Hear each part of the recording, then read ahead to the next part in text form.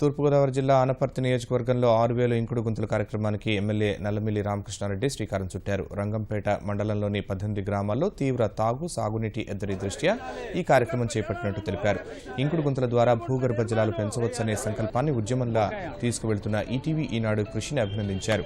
జల సంరక్షణలో ప్రజలంతా భాగస్వాములవుతారని తెలిపారు.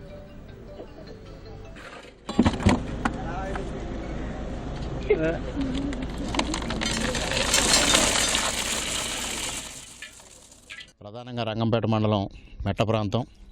ఇక్కడ భూగర్భ జలాలకి, సాగునీటికి, తాగునీటికి అనేక ఇబ్బందులు ఎదుర్కొంటున్న పరిస్థితుల్లో ఇక్కడ 6,000 ఇంకుడు గుంతలు, అదేవిధంగా ఫామ్ పాండ్స్ 1,500 ఏర్పాటు చేసి రేపు రాబోయే రోజుల్లో వర్షాకాలంలో పడిన వర్షాన్ని ఒడిసిపట్టుకొని భూగర్భ జలాలను రీఛార్జ్ చేసుకోవాలనే ఆలోచనతో ఈ కార్యక్రమాన్ని స్టార్ట్ చేయడం జరిగింది. అదేవిధంగా ఆనపర్తి నియోజకవర్గంలో మొత్తం 11,000 ఇంకుడు గుంతల కార్యక్రమాన్ని బిక్కవోలు, ఆనపర్తి మండలాల్లో కూడా మెట్ట ప్రాంతంలో చేయాలని ఆలోచనతో ముందుకు వెళ్ళడం జరుగుతూ ఉంది.